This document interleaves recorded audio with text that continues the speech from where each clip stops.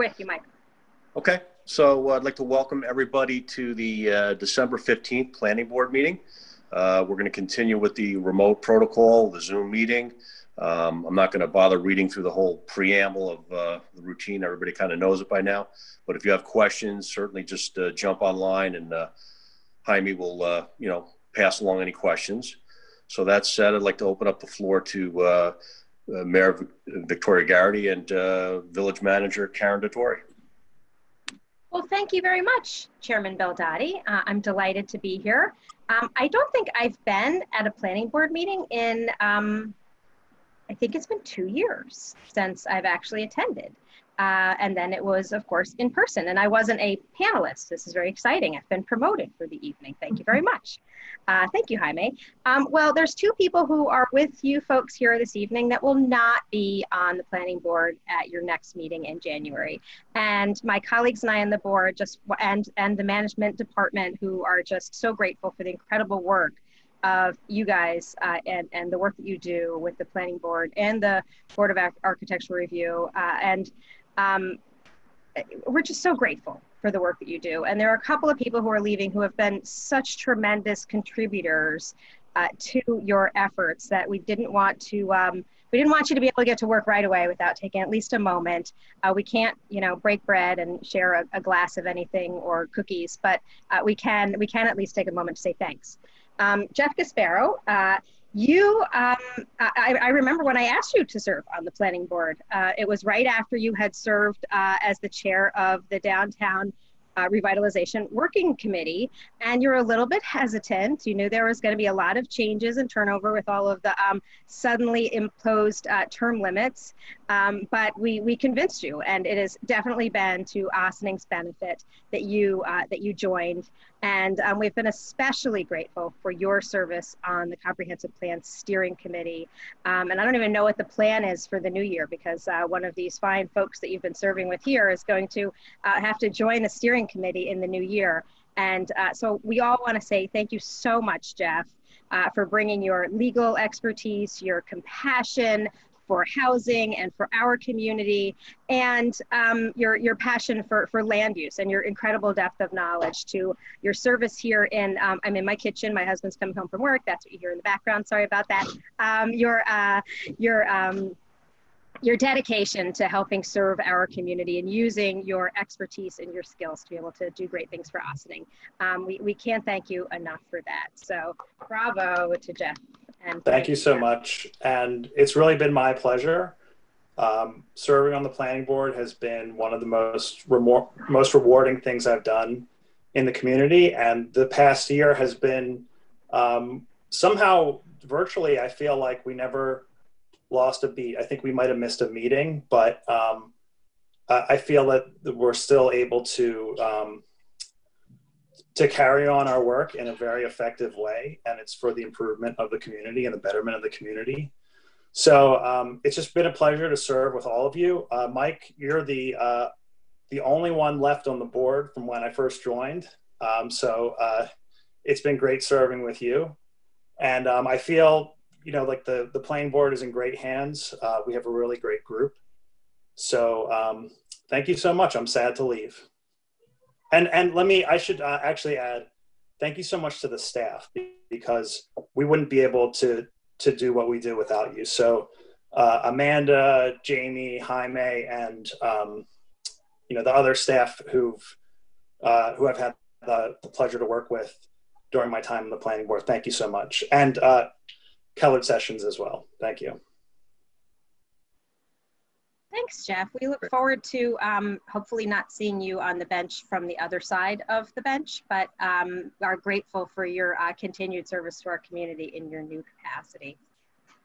I'm sorry, Thanks. Mike, did you want to say something to Jeff? I think I No, I just want to congratulate Jeff. He's been a tremendous asset to the board and the community, and I think he'll do a great job as a judge.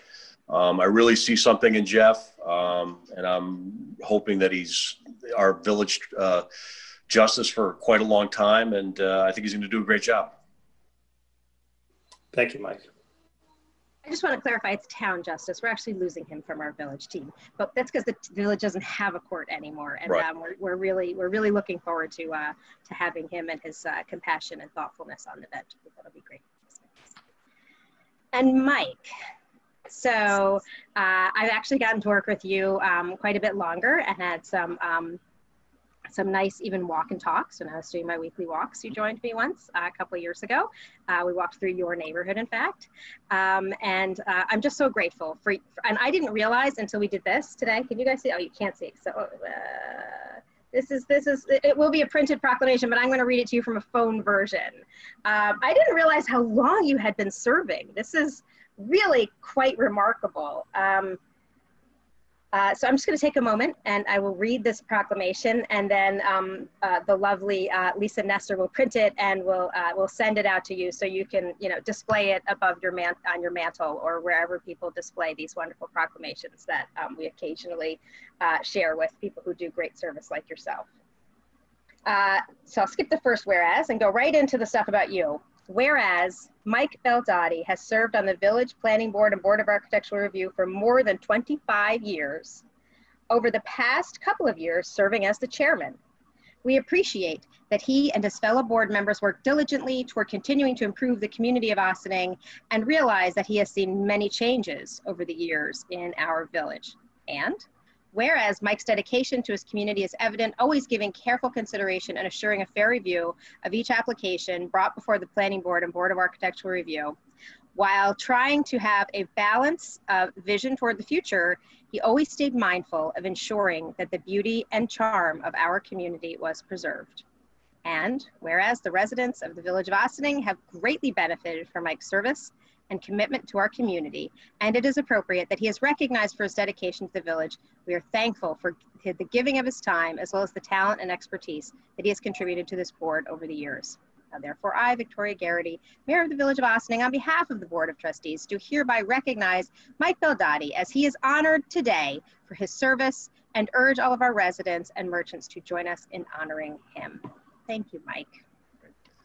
Thank you very much. It's really been an honor. I mean, I can't even begin to assemble all the names of the folks that I've worked with over these past 26 years. I mean, all the different planning people and the people in the building department, and how sort of we've changed the style of how we've met, and being through all those different gyrations of how we used to meet and how we meet now, and just great stuff. And, seeing a lot of things get done in Ossining, a lot of things getting improved. I always feel the planning board is sort of just so important to the economic prosperity of the village. I think we've got some good things, queued up. Hopefully we'll see some things get developed. But again, I'd like to thank, staff. Again, they've done a great job over the years, and, our current staff. And I think we're really in good hands here. I'm impressed with a lot of the board members.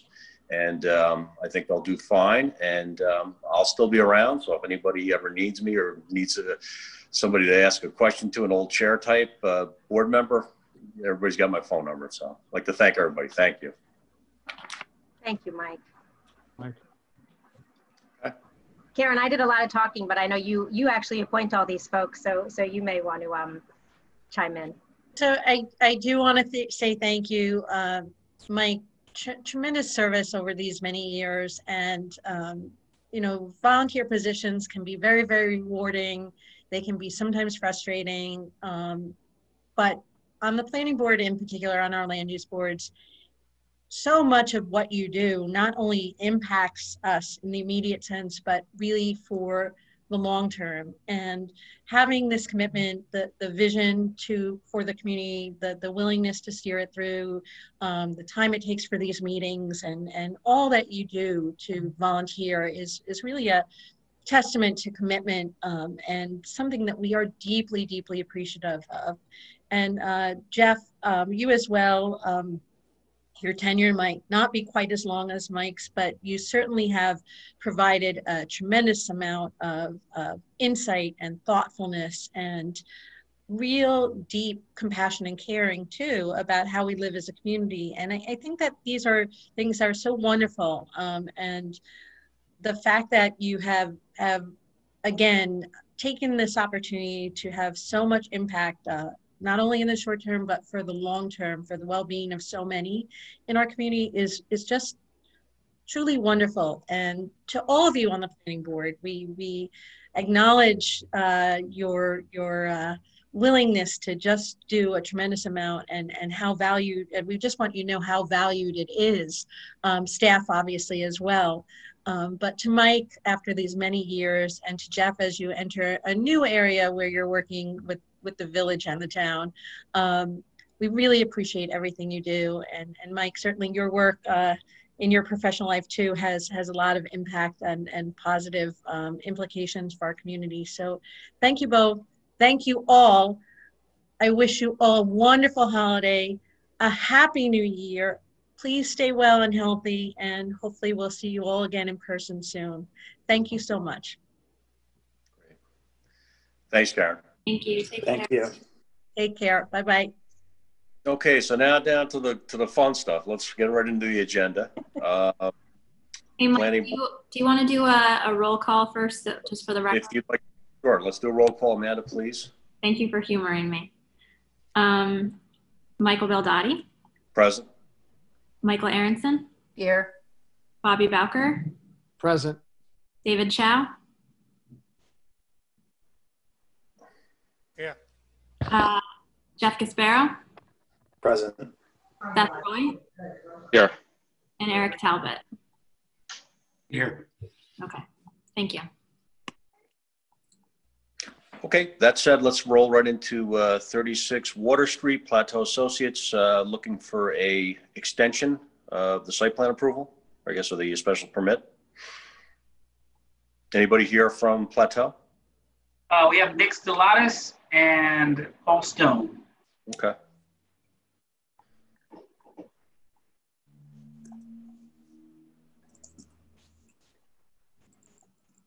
Good evening.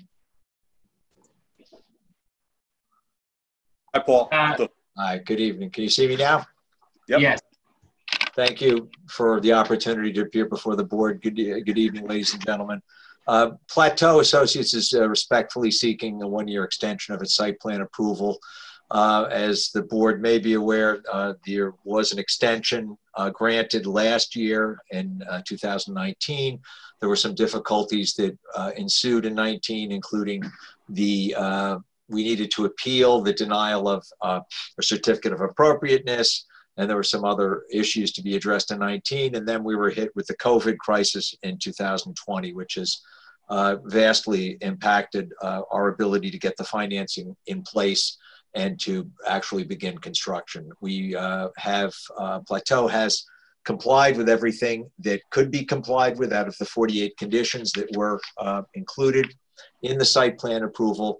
And as noted, I think earlier, the special permit was approved by the village board in October, and last Monday, the zoning board of appeals approved a 6-month extension of the variances that they had previously granted. So we're therefore respectfully asking for one more 1-year extension of the site plan approval. Okay. All right. I will open it up to the board. Anybody have any questions, comments, observations? Bobby Bowker, hey, Paul Stone. How are we in the process of securing financing? Is that all lined up so you guys can start once restrictions are lifted? Well, the finance, as you might suspect, there are trepidations within the lending institutions about putting the financing in effect. I mean, one of the things that Pleateau does not want to happen is to not have a complete package in place in order to start the construction and have it not be completed. So that would be unfair to do it that way. So there are a number of options. They're looking to co-venture with some people. They're looking for financing to try to bring the project to fruition. Okay. Michael Aronson, I just have a technical question. If the ZBA extension is only 6 months and this is a year extension that you're seeking from the board, are there any issues? Would the ZBA be likely to extend again for another 6 months, or? Well, we think that they will extend. We're hoping that they will extend. I mean, one of the conditions that they have on each extension is that we need to explain why the construction hasn't begun. And I guess we're trying to explain that to this board tonight. If the project does not get underway, I believe this is the last time that we can apply for an extension under the site plan approval. The ZBA, if they approve it in June, it'll be their last extension, and the special permit from the Board of Trustees will expire in next December also. So it's either, it's make or break in this year. Okay. So in essence, you guys have to get a building permit by the middle of the year for really to secure your position to keep this thing, so there's no lapse in your approvals. And Mr. Baldati, I can't say that we've exactly measured the time frame, but I think you're right. There needs to be substantial progress, or there needs to be a permit application. The construction drawings have to be completed, and a permit application needs to come in within this year, or it's not going to work. Okay. You know, I would note for the applicant that when you came in, you did not need to comply with the wetlands permit.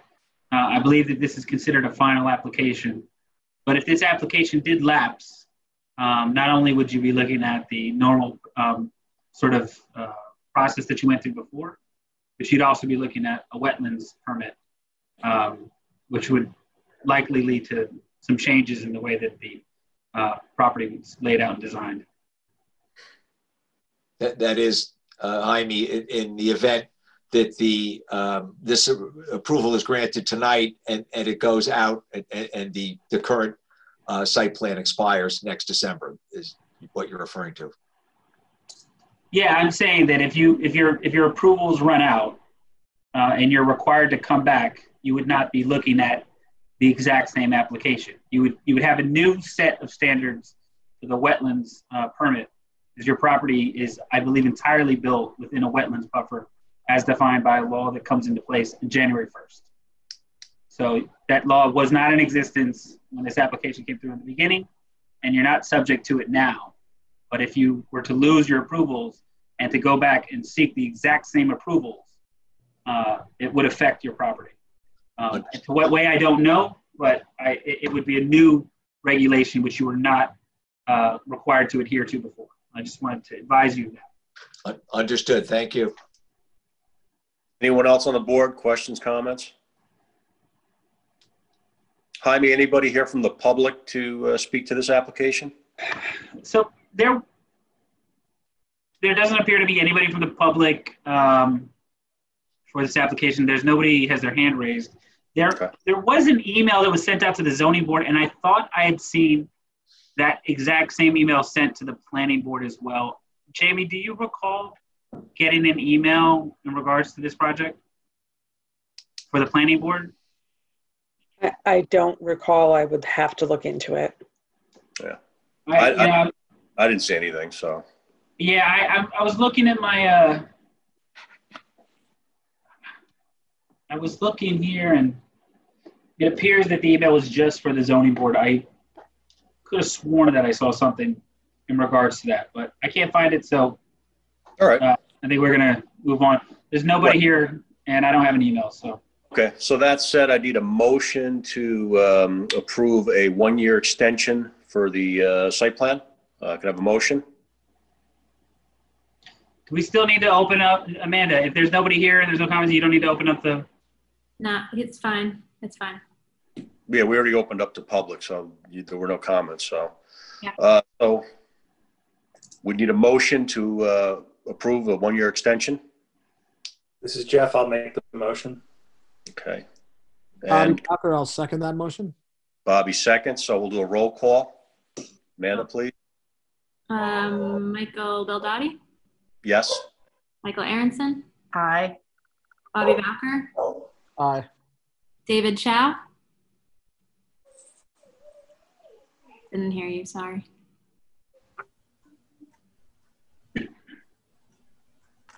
David, you got your audio on? I think I have. Thank you, David. Hi. Okay. Jeff Gasparo? Aye. Seth Roy? Aye. And Eric Talbot? Aye. Okay, thank you. It passes 7-0. Great. And I guess Alberto is not here. Is that, I didn't see him? Correct. Okay. All right. So moving right along, BAR. Thank you very much. Good evening. Happy holidays. You too. BAR 13-2020, 191 Main Street. All right. We have Kaya again. And Kaya, is your applicant here with you? I'm unmuting. I'm sorry. I am here, and let me just make sure my video is on. Here we go. Hi. No, the applicant is not here. I'm here alone, representing the applicant.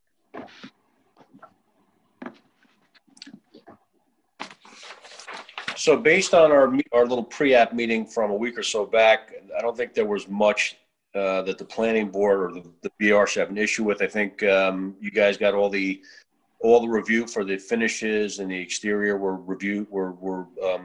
presented to the HPC, and you guys got approval. Is that the fair characterization of that, or? Correct. Yes, and the letter of approval was sent, I think, to the BAR as well. We also have an approval for a tax credit with SHPO, with the State Historic Preservation Office. So in some ways, this is a formality, or let's put it this way, for you to do the final review and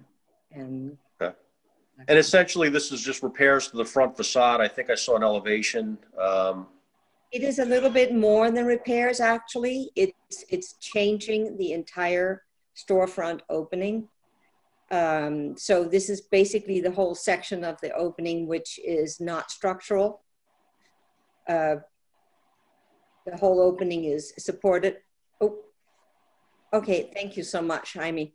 Yeah, the whole storefront is supported by the two exterior walls and a major beam going across underneath the windows that are supporting the second floor.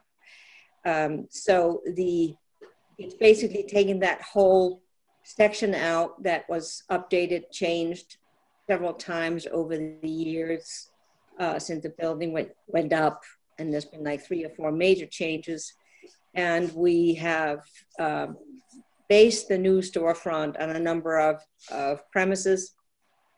One was to give better access to the tenants above, and making the door a straight door shot up through to the tenant's stairway, rather than having to go on an angle. Currently, it's set back with a slanted wall. And secondly, to give a straighter and better access to the storefront. And then, of course, bringing it back to something that is more in keeping with what we believe the building could have looked like at the time it was raised. Okay, and again, all of these elevations and color schemes and finishes have all been approved by the HPC? Correct, yes. Okay. Okay, so I'll open it up to the board for any comments, questions. Seth Roy here. Maybe just for my own edification, but just in the drawings, you know, and with the restored cornice and the corbels, I didn't see any material. Is this? I know there's right now there's some cast iron, some wood. It looked like it was going back in as wood, but I wasn't sure. The cast iron, there is no cast iron on the first floor. In terms of so what you're seeing, okay, let me rephrase that.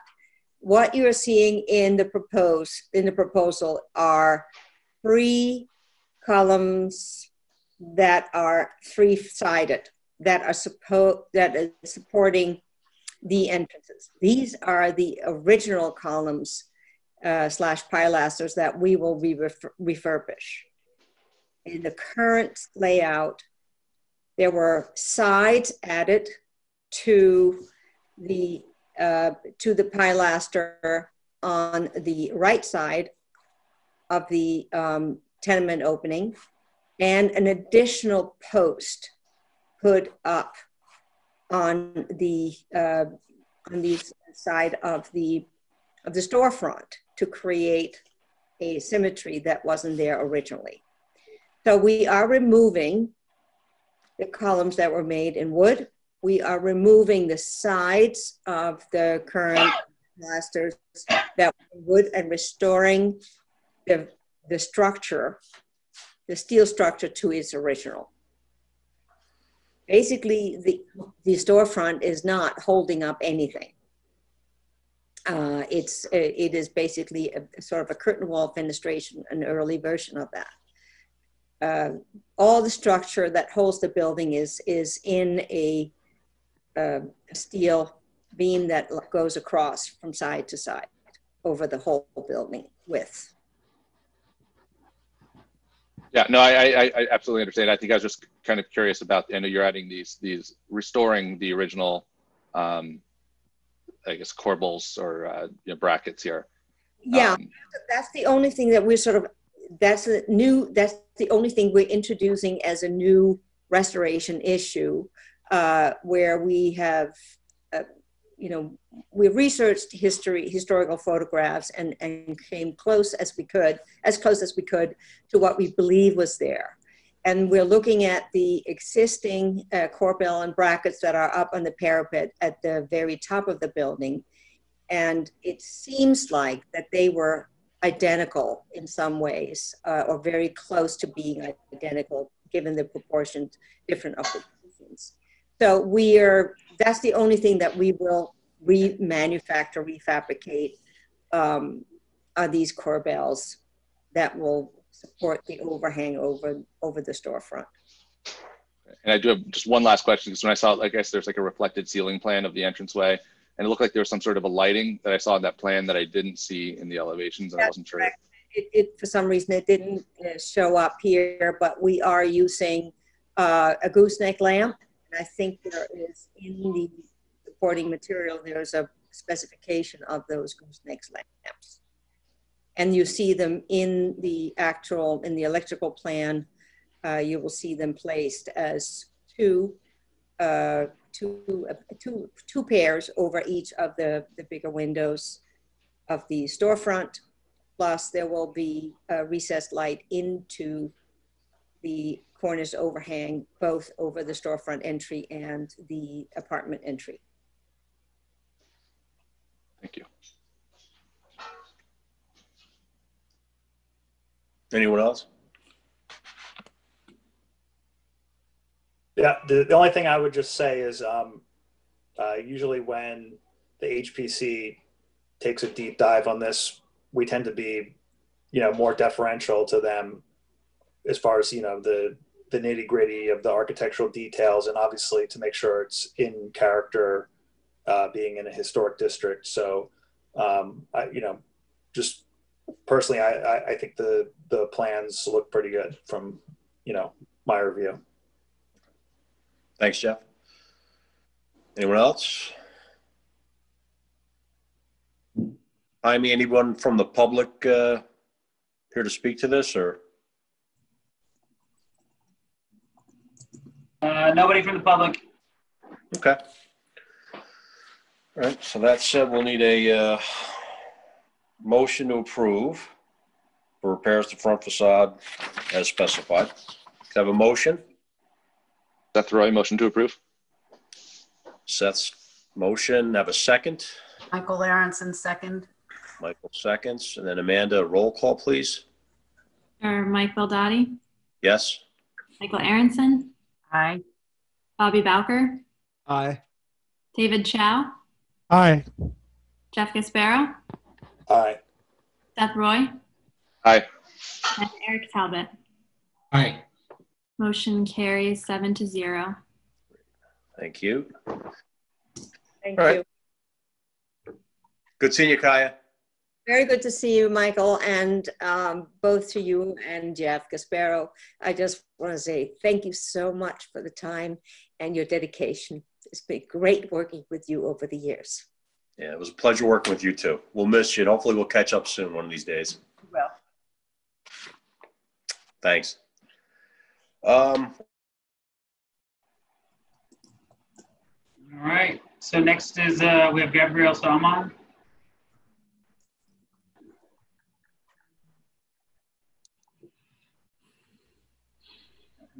All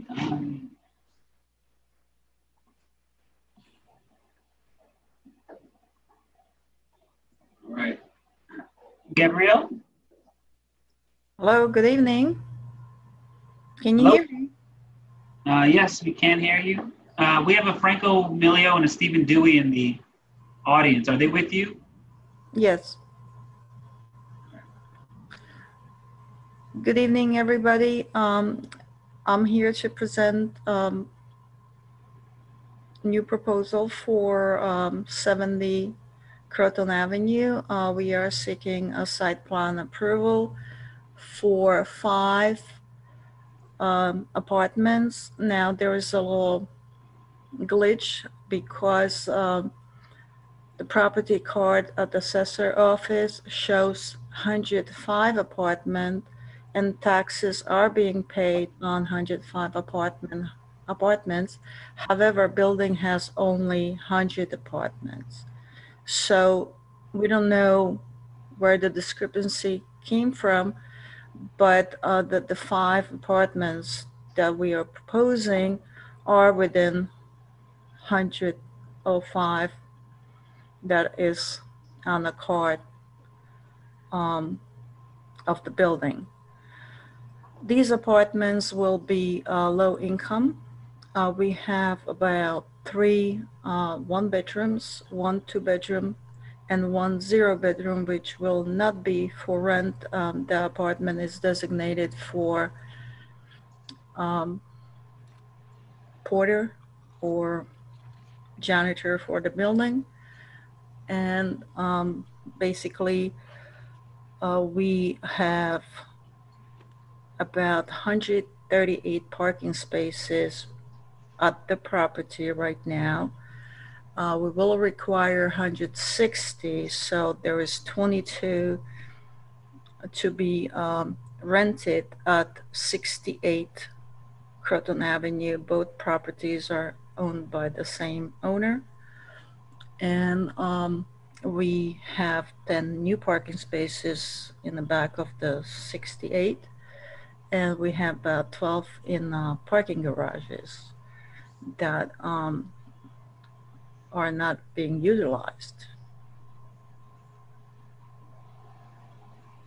This is a quick synopsis for the project.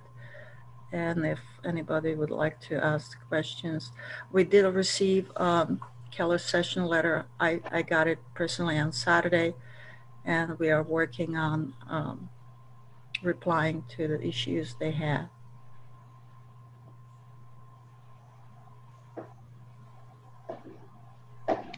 There was also an email that went out. I would like to note that an email went out last week, Monday, requesting a lot of updated information that is not yet received.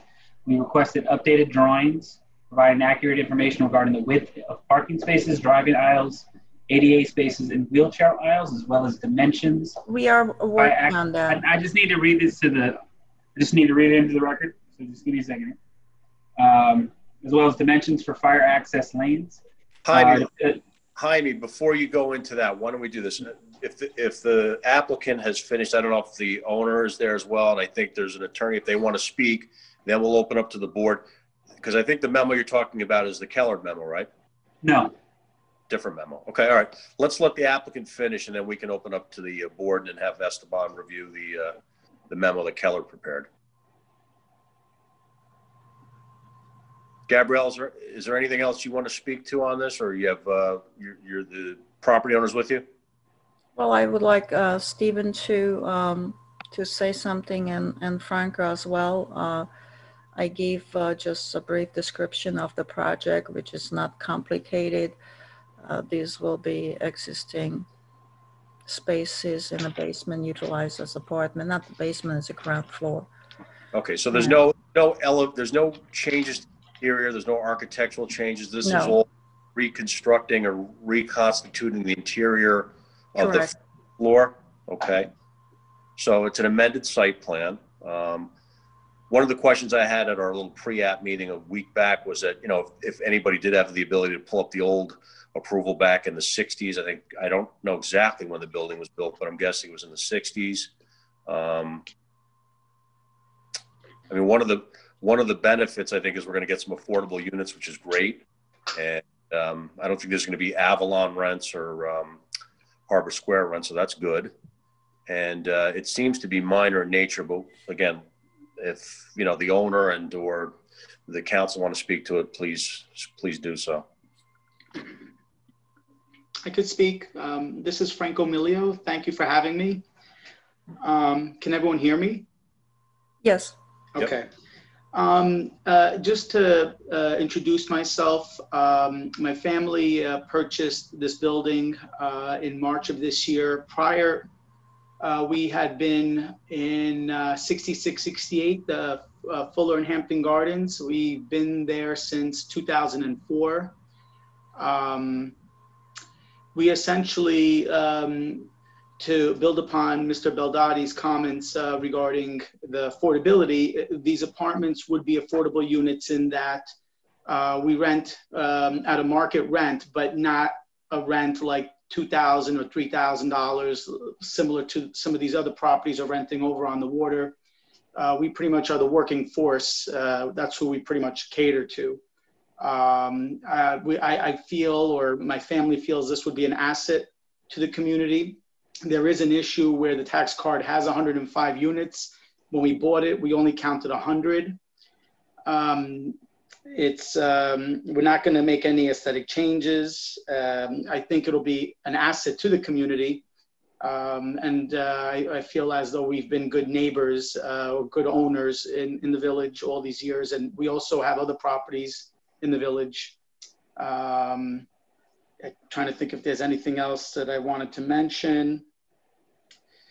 If you have any questions, I'm here. That's all I could think of for the time being. Thanks, Frank. Thank you.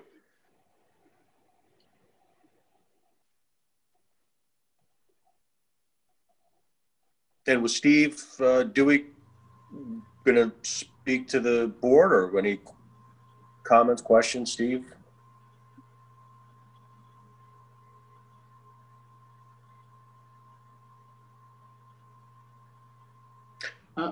He's trying to talk.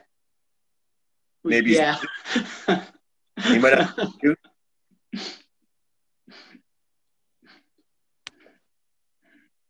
I think he threw his hands up in the air. I think he gave up. It looked, yeah, there he goes. All right, so why don't we just, we'll bring it back to the board, and I'll open it up to the board for questions, comments, observations. And in addition to that, once the board's had a chance to, you know, ask questions, we'll open it up to Esteban. He can kind of just give us the bullet points on the engineering review. This is Michael Aronson. I just want to clarify, there are no zoning conflicts in terms of the number of parking spaces that are required?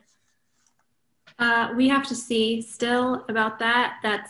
I think that's what Jaime was getting into about parking. The applicant has to provide any lease agreements that they have in terms of off-site parking to meet their required parking, if that's how they intend to meet the 160 required parking spaces. But there's also an issue as to the plans they've provided showing accurately the number of parking spaces that currently exist on the site, and marking things out with the proper width, et cetera, et cetera. So we're waiting for more information.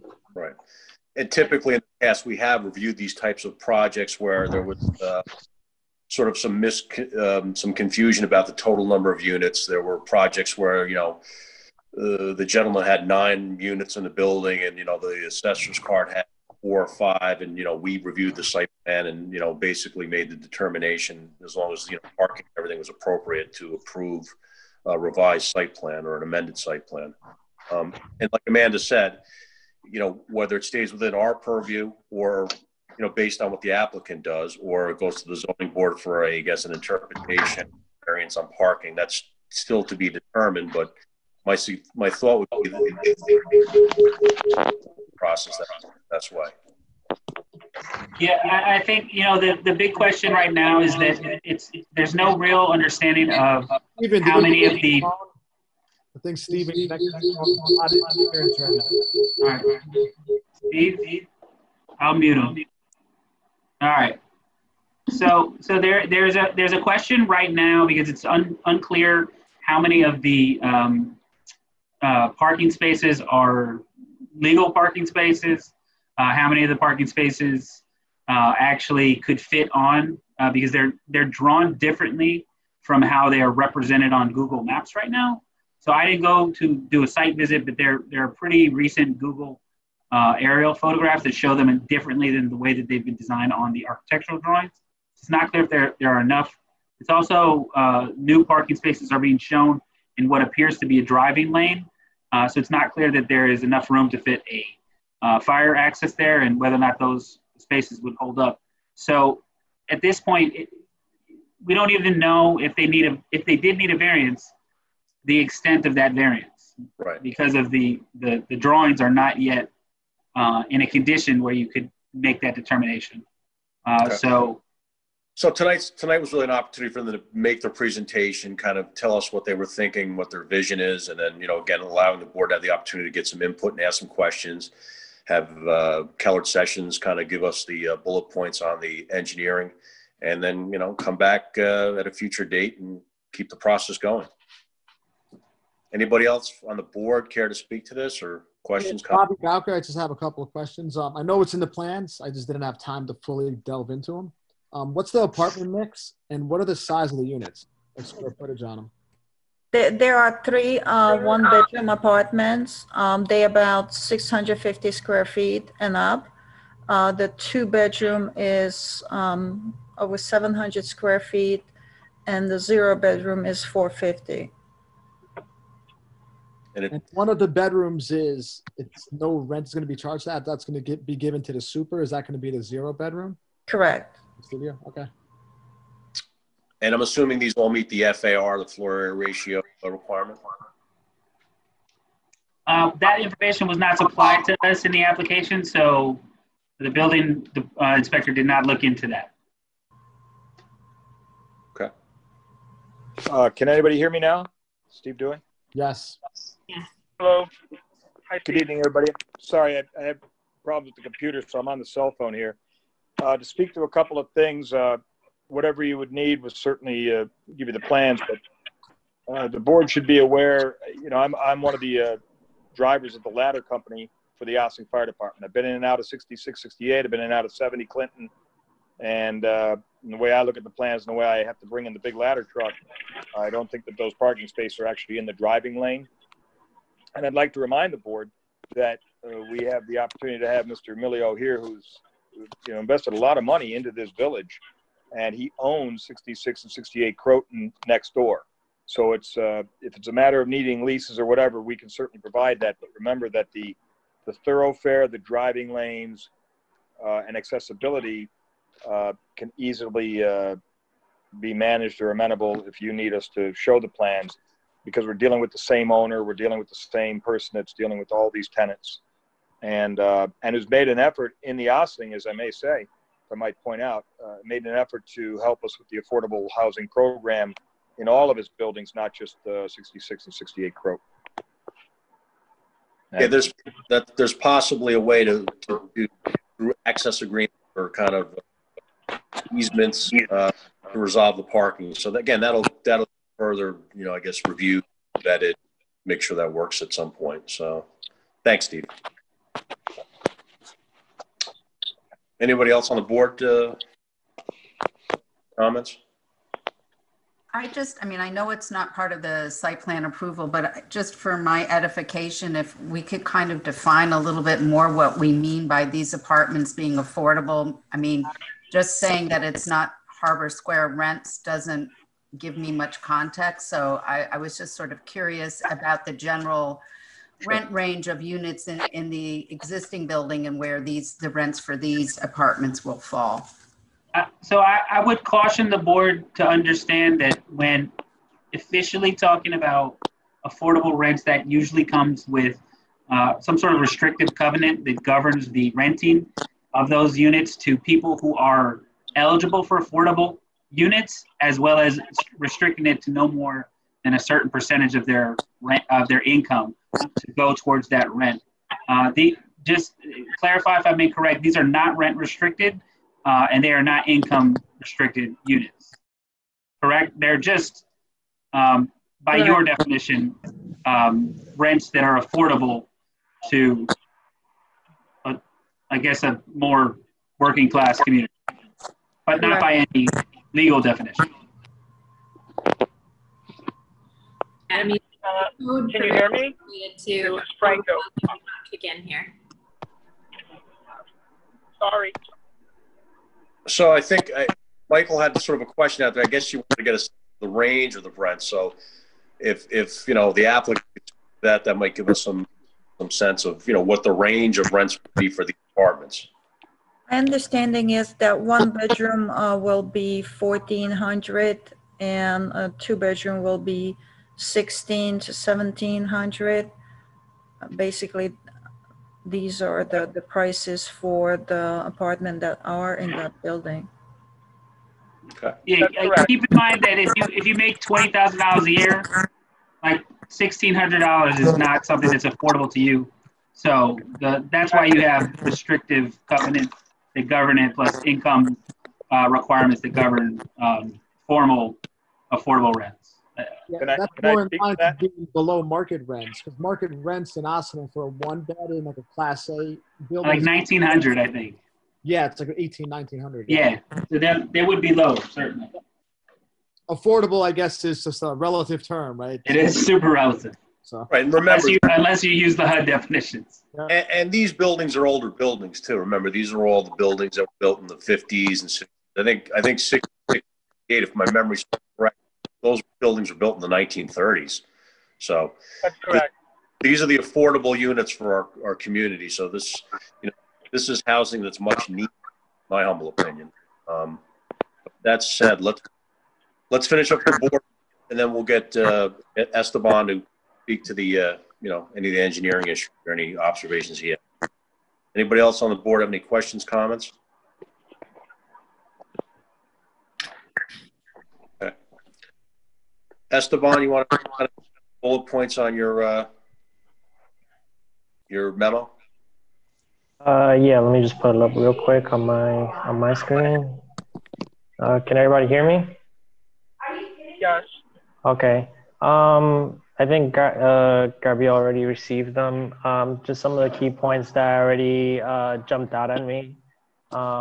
You're proposing to put window wells and for in the basement for those new units that you're building. I see you're proposing to do like a Coltech system. Have you done any type of testing for that? Not yet, but we will provide testing for the percolation of the soil.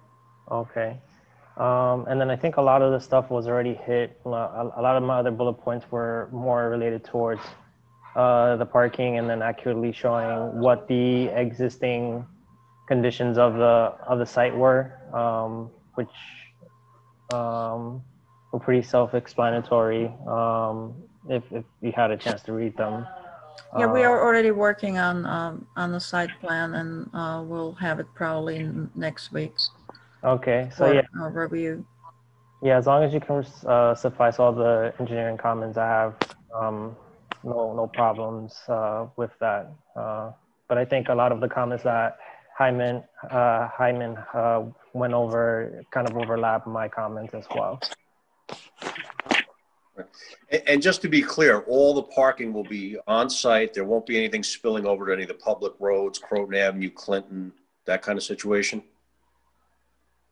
No, everything will be taken care of within the properties of 70, 68, and 66. Great. Okay, good. You still need to see lease agreements if you're not doing it all at 70 Croton Avenue. Yes, we will provide the lease agreements for the specific parking spaces.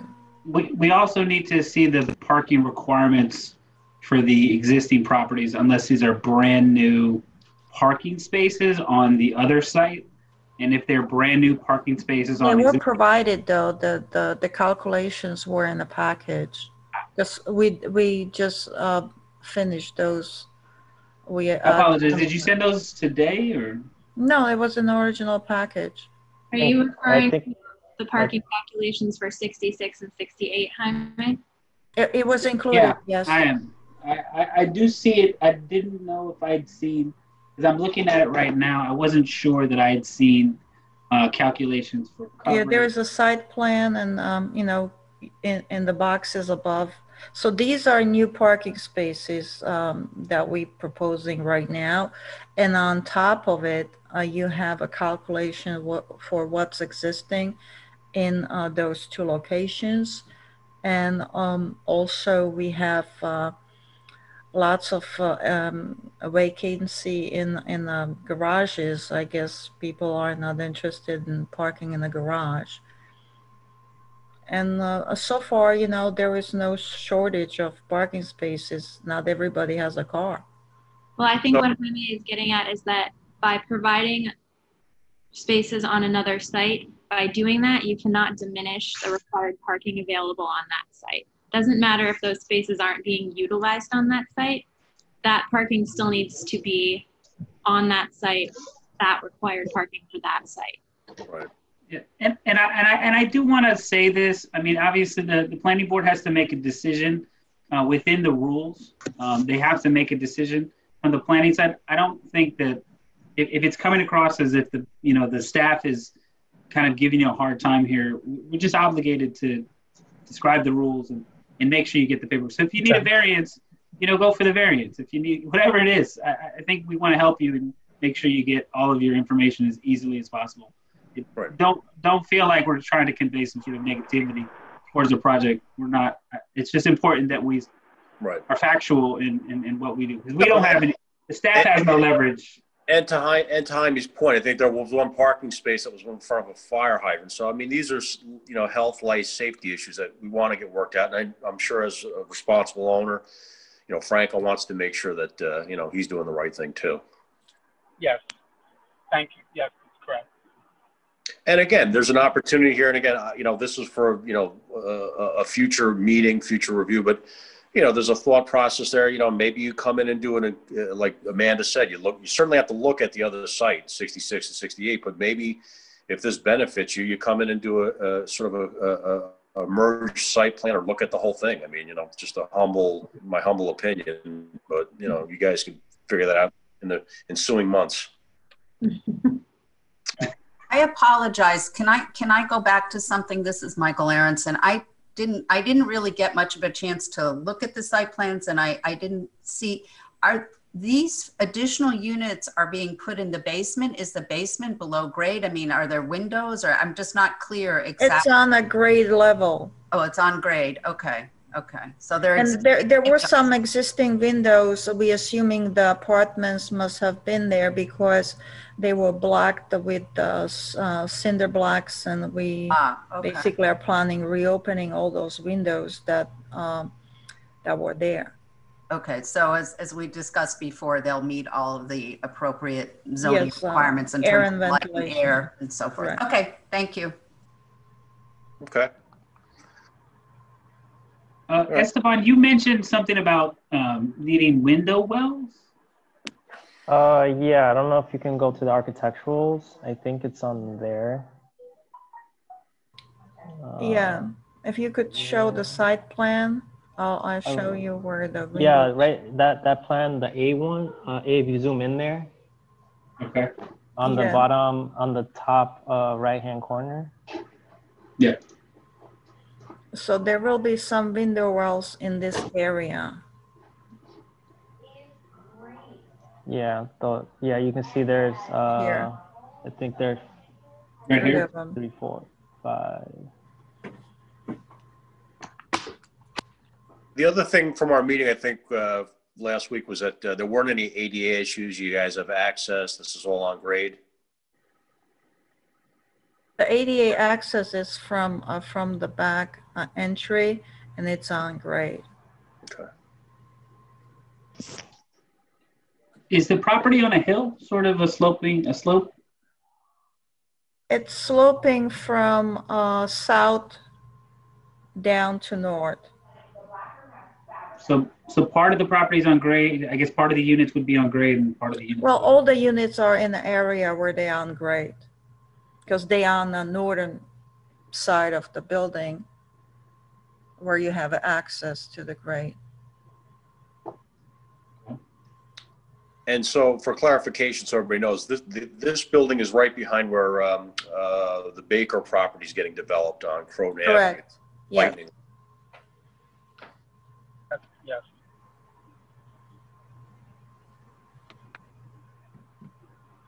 Okay. Jaime, anyone from the public signed in or care to speak to this, or? It's just us. Okay.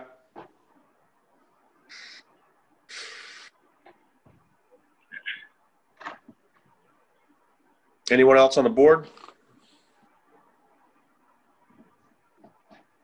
So I'm guessing with what we're sort of looking for, we're going to adjourn. With the applicant's approval, we would adjourn this till next month, pending some further review and some details being submitted. Yep, that sounds about right. Okay. Is Gabrielle, Steve, Franco, you guys know what you're being kind of asked, so you guys know what to get back to the board before next month? Yes. Okay, great. Okay, so with that said, I guess, do we want to make a motion to adjourn, or? Yes, I suggest that. All right, so I need a motion to adjourn till next month, the application pending, some more data being submitted. So get a motion.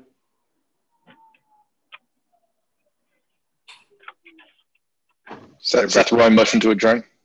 Okay, Seth, motion. Second. Michael Aronson, second. Michael, thank you. Roll call, Amanda, please.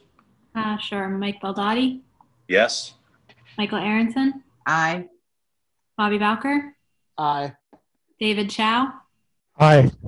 Jeff Gasparo. Aye. Seth Roy. Aye. And Eric Talbot. Aye. Motion carries 7-0. Great, thank you. Okay. So additional business of the board, I guess the minutes from November 24th, if everybody's had an opportunity to review them or not review them. I haven't seen them. I don't think I saw them. Okay. They were attached to one of Jamie's emails, so. Oh, okay. Looked pretty good. All right. All right. Anyone else? Questions, comments? It's been a pleasure, Mike. My comment is that I never actually got to go to one of these meetings with you in live, in reality, but me and you have met a number of times. Yeah. I want to tell you that, it's been a very interesting process for me to come here and to start a job brand new,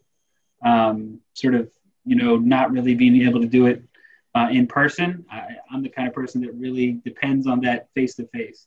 And I've gotten to meet you face-to-face, but it's been a real pleasure working with you as a planning director.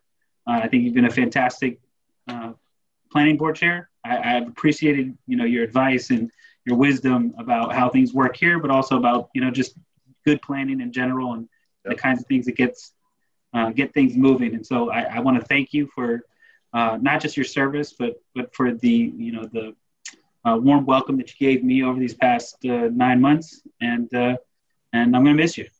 Thanks, Jaime. I mean, look, I've always been pretty point blank with you that, we have such an important task here as a planning board, really to kind of keep this economic vitality of our community moving forward. And, look, we've talked very candidly about stuff. Some things we agree on, some things we don't, but, it's not about us. It's about, the community. It's about getting these projects off the ground. It's, look, it's about making some tough decisions. I mean, I think just before you came on, Amanda